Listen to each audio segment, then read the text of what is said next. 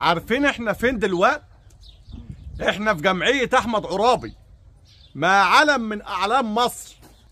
فلو سمحتوا يا رجالة، الحلقة ديت مهمة جدا لكل اخواتنا المربيين والفلاحين.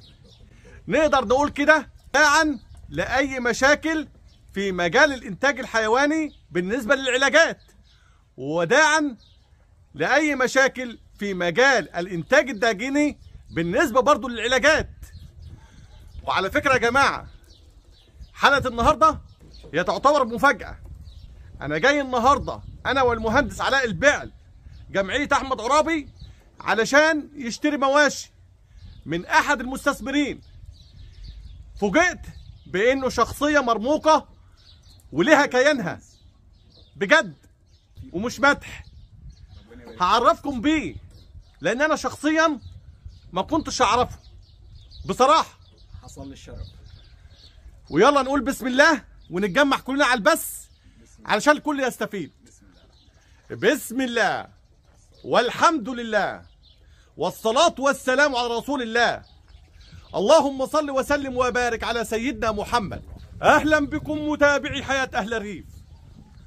ازيك يا دكتور أكرم؟ اهلا وسهلا استاذ ابراهيم. أهلا بيك على مجموعة قنوات حياة أهل الريف. اهلا، اتشرفت بحضراتكم واتشرفت بحضرتك لاول مره وبالباشمهندس علاء.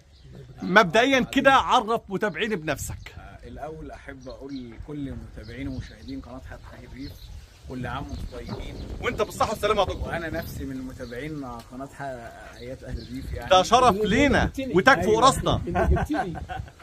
انا جاي اشتري بيعه عجول من هو داعيني عليه على انتاج مزرعته. ايوه ربنا يستر يعني. فاحنا فوجئنا لقينا نفسنا قدام شخصيه مرموقه جدا وشخصيه علم من اعلام يعني مش كل ده لا يعني. والله فعلا علم الوضع انه طب سيب الدكتور يعرف نفسه للناس. اخوكم دكتور اكرم، دكتور في كليه الزراعه جامعه الازهر.